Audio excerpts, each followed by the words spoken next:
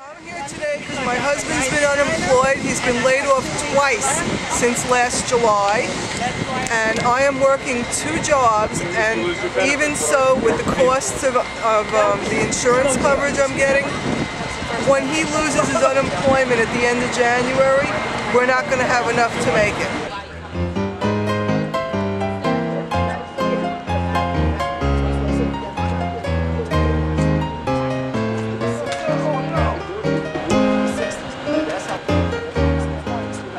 Obama, jobs. Bernanke, jobs. Obama, Jobs. When do we want them? Jobs. When do we want them? Not for bankers, money for workers. The government has this money, you know. They have enough money to be able to give unemployment checks to these people. Yes, they do. But they don't want to because they don't want to tell us the truth about things, and they are just giving us an imagination that, you know, the recession's over and that things are going back to normal and the economy is going back to its normal peak, and it's not, you know. Jobs. Program. Jobs. Program. Jobs. Program. Jobs. Program. Jobs. Well, Just a couple words here.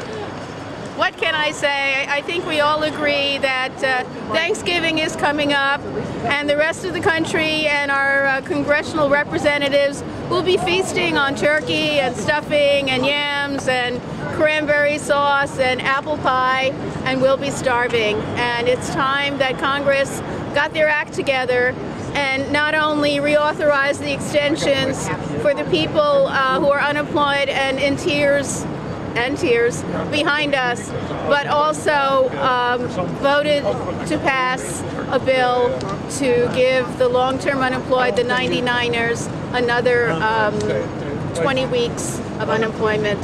Otherwise, we will literally be in bread lines in a few months.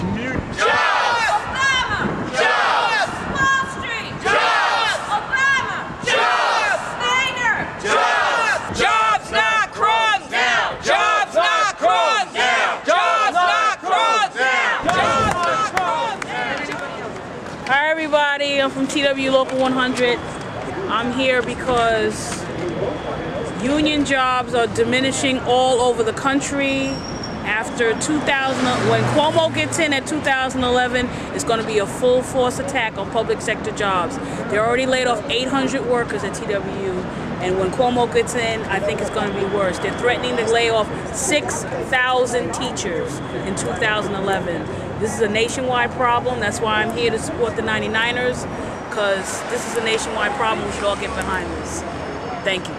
WPA style program to train workers. Right on. Has to come from the top. The Obama level has to come from Obama. We have to stop exporting our jobs to other countries. I'm sorry. It's so un-American. Okay, so what's the wrong in exporting the jobs? Because we're left without any employment here. Almost every job, even attorneys are being fired left and right because an attorney can be hired in another country. They come here, they get their JDs, and then they go back to their countries. And with the use of computers and technology, they've taken away even the jobs of the attorneys. What's that all about? Every job is being outsourced to save money so that the companies just grow richer and we have no jobs. And that's not the American way. We have to get Congress to pass that law that gives the company a tax loophole for exporting jobs abroad. Whoever created that is insane. They don't understand economics. They don't understand. If people don't work, we can't buy their goods and their services. So how stupid can the government be? The problem is the corporations, right? And when we lower, I mean, we're the breadbasket, as it were, of consumerism in the country. And when we lower wages here, we're lowering them around the world. And that's not competitiveness. That's creating more inequality, like we have in other countries and like we have here. More poor people and more rich people. And that is what is wrong with it, right? We should be seeking to raise wages around the world and not lower them so that billionaires can be billionaires. So would you be in favor of supporting tariffs against foreign countries and foreign trade? No, that's not, no. It's a disaster. Yeah. No, protectionism and all of that, in my view, right? I mean, there's all kinds of ways to slice up the pie, right? What we have to say, and we have to be the leaders in this country, and we have to say what is a human right. We have to say what do human beings and what does a civilized society do for its people before we worry about profits. We have seen this whole business about the Bush tax cuts, they've had them for 8 years. And what have they done? They've created the least amount of growth in this economy, right, than in any other time. So we want to extend them for what? For more people to be rich. I mean, the bottom line is that we know that we cannot depend on the public sector. The whole last 30 years of this trickle-down corporate raider, this corporate capitalism that we have, predatory capitalism, is not working for 98% of the people, plain and simple. It hasn't worked for many people for generations in this country, and that's a disgrace.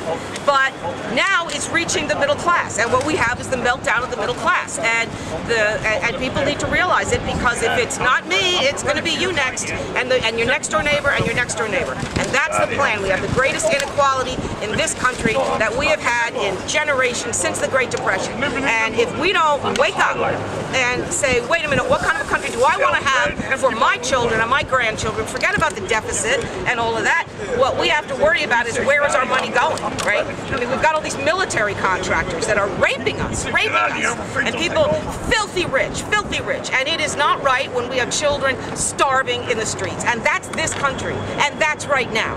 And there's going to be more of it. And the Fed manipulates U.S. currency. Exactly. Every country in the world is forced to trade in U.S. dollars in exchange for a promise to buy U.S. products. I think that they want to tell us who all of our enemies and all of our problems are, except for the real things. This is a global depression. I happened to listen to a man from India last night give a talk, and while they may ship some jobs away from here to India, Indian workers their unemployment is rising, and they're shipping those jobs to Thailand. And then they go from Thailand and they go to Honduras, where the U.S. supported a military coup to keep the workers from organizing and raising their wages. They are trying to make us compete and blame workers from all over the world. But these are U.S. companies, U.S. corporations that are doing this. And they take their profits and they put them in offshore accounts. Bloomberg just deposited $70 million in an offshore account. And we're supposed to blame immigrants? We're supposed to blame Chinese workers or Indian workers or anybody else? We got to say, we're not stupid. You just walk blocks from here. For the 4th year in a row, Wall Street has made record profits. Record. By their own accounting, they're bragging about it. They're bragging about it. And they have their vaults. They are hoarding money. Instead of taking that money and investing it in productive jobs and services that we need, instead of taking the federal budget and creating jobs that we need desperately, they're spending $1 trillion on a war that we all hate, and a war that only enriches the corporations. It's up to us to say the money is there and build a movement to demand it back, and we need to do this in alliance and cooperation with workers from every part of the globe that are facing the same situation.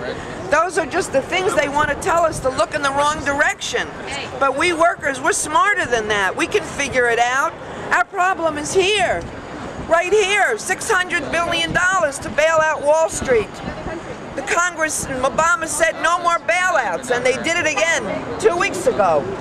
Well, what about $600 billion for jobs, or $1 trillion for jobs? National security is a job, a home, health care, and the right to an education. That's national security. So, what's at stake here basically is we already have over 200,000, about 240,000 New Yorkers who've lost their benefits. That's in New York State. And we are going to have another 200,000 lose their benefits before Christmas if Congress fails to act. So that's what's at stake here, and this is the day that benefits are going to start running out for people. The 30th is going to be the first day that people are not going to get their checks, and that's why we want to keep, even as it's a festive season, we want people to remember the true spirit of Christmas, which is remember the needy, remember the least among us, and also peace on earth, because a big place a lot of this money's going is to war. And you know, we know that that's part of the problem. They're not building the economy here, they're blowing it up over there.